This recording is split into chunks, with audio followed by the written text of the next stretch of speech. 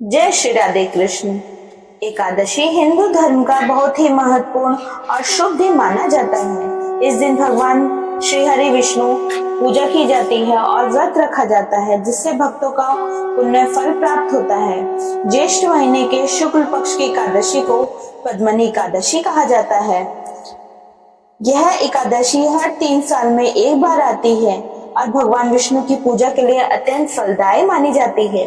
आज आप सब जानेंगे 2026 अधिक मास ज्येष्ठ मास शुक्ल पक्ष में एकादशी का व्रत कब धारण किया जा रहा है। तो आइए जानते हैं इन सभी के बारे में। इस बार ज्येष्ठ मास के शुक्ल पक्ष की एकादशी तिथि प्रारंभ जो हो रही है 26 मई 2026 दिन मंगलवार सुबह 5:12 और एकादशी तिथि की समाप्ति जो होगी वह 27 मई दिन बुधवार सुबह 6:23 पर एकादशी की समाप्ति होगी। सूर्योदय के अनुसार सभी भक्तजन 27 मई 2026 दिन बुधवार को एकादशी का व्रत धारण करेंगे। वैसे जो कि 26 मई को सुबह प्रातः काल से एकादशी तिथि शुरू हो रही है, इसका समापन 27 मई को सुबह 6:23 पर होगा। ऐसे में 26 मई को भी बहुत सी जगह पर व्रत धारण किया जाएगा, लेकिन इस व्रत में कहा गया है व्रत का पारण द्वादशी तिथि में ही करना चाहिए और हरिवासर समाप्त होने के बाद ही करना चाहिए।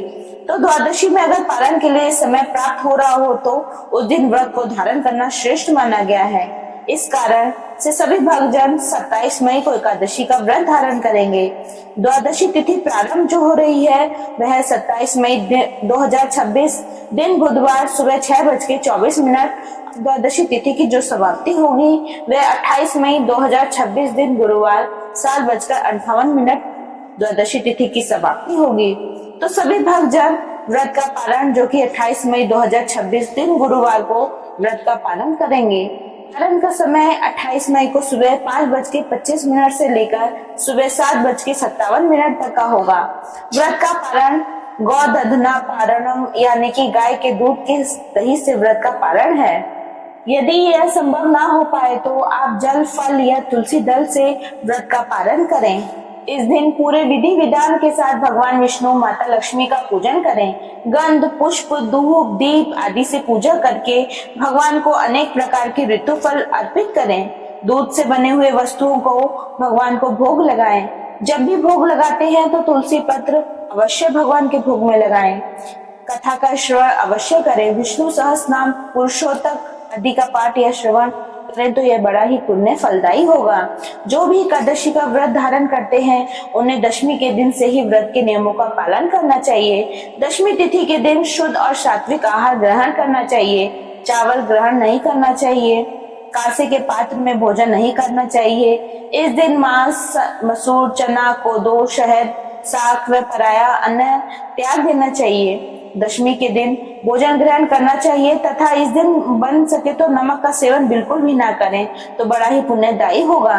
रात में भूमि पर शयन करें और ब्रह्मचर्य का पालन करते हुए एकादशी के दिन प्रातःकाल उठ के नित्य क्रियाओं से निवृत्त होकर दातुन करें तथा फिर गोबर की मिट्टी तिल कुश और आंवला चूर्ण से स्नान करना जो कि बड़ा ही शुभ माना गया है। मनी एकादशी का महत्व इसके पुराण में बताया गया है। भगवान श्री कृष्ण ने धर्मराज युधिष्ठिर को इस व्रत को करने का सही तरीका भी बताया था।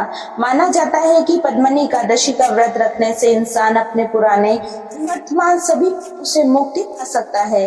अगर कोई व्यक्ति अधिक मास की एकादशी यानी पद्मनी एकादशी का विधि विधान से व्रत रखता है तो उसे वैकुंठ धाम यानी भगवान विष्णु का धाम में स्थान मिलने का लाभ मिलता है। भगवान श्री हरि आप सभी की मनोकामनाएं पूर्ण करें।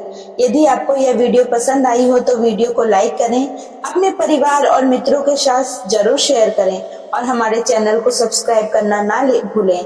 कमेंट में अवश्य लिखें ओम नमो भगवते वासुदेवाय। जय श्री हरि।